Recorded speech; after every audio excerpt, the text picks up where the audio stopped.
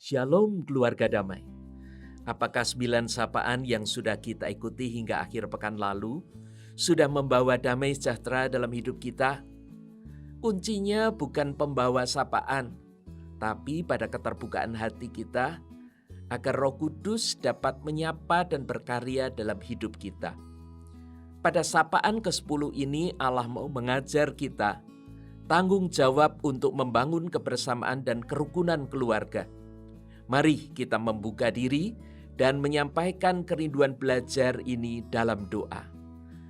Allah Bapa yang telah membentuk keluarga kami, taburkanlah benih firman-Mu, tunjukkanlah rencana indah yang Kau siapkan bagi keluarga kami. Buat kami memahami mana yang menjadi bagian kami, agar kami dapat melakukannya dengan penuh tanggung jawab. Kami memohonnya di dalam Kristus Sang Kepala yang memimpin keluarga kami. Amin. Keluarga damai, Mazmur 133 memberikan gambaran tentang kebersamaan dan kerukunan yang indah. Saya akan membacakannya bagi kita sekalian. Nyanyian ziarah Daud. Sungguh, alangkah baiknya dan indahnya apabila saudara-saudara diam bersama dengan rukun, seperti minyak yang baik di atas kepala, meleleh ke janggut, yang meleleh ke janggut Harun dan ke leher jubahnya. Seperti embun gunung Hermon yang turun ke atas gunung-gunung Sion. Sebab kesanalah Tuhan memerintahkan berkat, kehidupan untuk selama-lamanya. Keluarga damai, apakah Anda sepakat bahwa kebersamaan dan kerukunan dalam keluarga adalah anugerah Allah? Tidak semua orang memilikinya dan tidak semua yang memiliki menyadarinya. Ironisnya, karena mereka memahami kebersamaan dan kerukunan keluarga adalah anugerah, orang jadi pasif dan sekedar menuntut Allah agar memberikannya. Kebersamaan dan kerukunan keluarga seolah sekedar mujizat. Karenanya manusia hanya menunggu, tentu sambil menuntut, agar Allah melakukannya. Bahkan orang-orang yang sama sekali tidak menunjukkan sikap bersahabat, termasuk dengan keluarganya juga nih.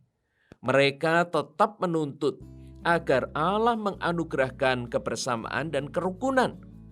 Kalau Anda dalam posisi Allah, apakah ini tidak menjengkelkan?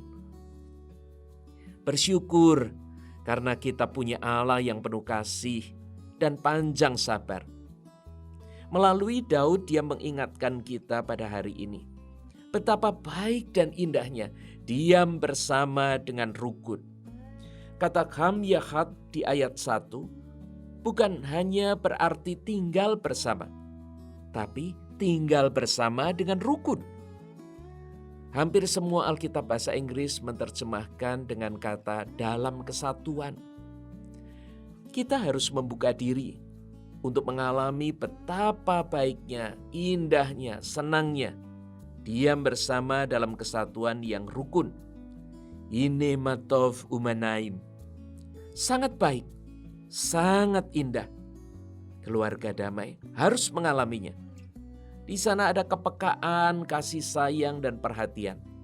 Ada mengampuni, memberi diri, dan rela berkorban. Kompak sekali. Keluarga damai, dalam masa pandemi ini banyak anggota keluarga yang stres. Tinggal bersama dengan orang yang tidak bisa mengerti dirinya. Terus-menerus mencela, bahkan membencinya. Wah, tinggal bersama orang yang seperti itu sungguh amat menyebalkan. Ada orang yang bukan hanya mau pergi sejauh mungkin ketika menghadapi keadaan ini, bahkan merasa lebih baik mati.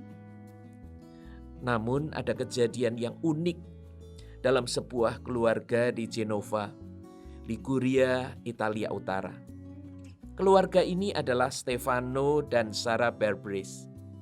Pasangan yang berusia 40-an ini dari kota kecil di wilayah utara Lombardi. Mereka menjual rumah mereka untuk mendanai pelayaran selama setahun Mereka ingin menyeberangi Samudra Atlantik, menjelajahi Karibia, bahkan yang lebih jauh. Wah, berani sekali ya. Memang, kalau kita pergi ke pelabuhan Genova, sangat menarik. Kita pasti ingin segera berlayar. Genoa merupakan pelabuhan pertama di Italia dan yang terpenting kedua di Mediterania setelah Marseille. Nanti setelah pandemi kita ke sana yuk. Stefano dan Sarah Berbris didampingi ketiga anak mereka, Yaku, Nina, dan Timo. Tidak ketinggalan adalah Pepper, yaitu seekor Labrador yang juga ikut dalam perjalanan ini. Rumah keluarga bagi 6 anggota itu bernama atau berupa kapal layar. Panjangnya 17 meter dan namanya adalah Shibumi. Kira-kira artinya dalam bahasa Jepang, kecantikan yang berkelas. Keluarga Berbris mengatakan bahwa mereka membawa serta anak-anak mereka karena pelayaran ini akan memberi pengalaman hidup dan pendidikan yang tidak boleh dilewatkan. Mereka berangkat akhir September ini dari La Spezia di Liguria, bagian barat laut Italia. Dan rute pertama mereka adalah menuju ke Kepulauan Balearic Spanyol. Kemudian mereka akan ke Gibraltar dan kemudian keluar ke Atlantik. Ternyata diam bersama dengan rukun itu indah. Itu nyata. Stefano dan Sarah Berbris sampai mengorbankan rumahnya supaya mereka bisa berlayar bersama dengan anak-anak mereka sekeluarga. Kesatuan dan kerukunan itu digambarkan seperti minyak yang baik di atas kepala, bahkan meleleh ke janggut. Bukan sembarang janggut loh. Ini janggut Harun, janggut imam. Minyak yang baik adalah minyak urapan yang mahal. Minyak yang dituangkan di atas kepala Harun dalam pelantikan imam. Minyak langka sekaligus mahal ini menjadi saksi pentahbisan seorang imam. Sekaligus ini memberikan motivasi yang menguatkan. Karena Harun merasakan penyucian itu dan dia mulai siap untuk menjalankan tugas pelayanannya. Ada bau yang harum dan tercium semerbak bahkan di sekitarnya. Oh, keluarga damai, keindahan ini juga dilukiskan seperti embun dari Gunung Hermon. Puncak Gunung Hermon ini selalu ditutupi salju sepanjang tahun. Sementara daerah sekitarnya sangat kering. Tapi menariknya embun ini bisa sampai ke gunung-gunung di sekitarnya. Saudara, maukah saudara melihat dan mengalami kesatuan dan kerukunan itu di dalam keluarga saudara? Jika saudara mau sungguh-sungguh mengalaminya, maka saya akan berdoa bagi saudara saat ini. Ya Bapa, kami bersyukur karena Engkau melekatkan kami di dalam sebuah keluarga. Kami rindu ya Bapa, keluarga kami mengalami kerukunan dan kesatuan itu. Karena itu biarlah Engkau membuat mulai dari diri kami. Kami mau membuat keluarga kami bersatu. Kami rela berkorban, kami siap untuk mengasihi mereka semua.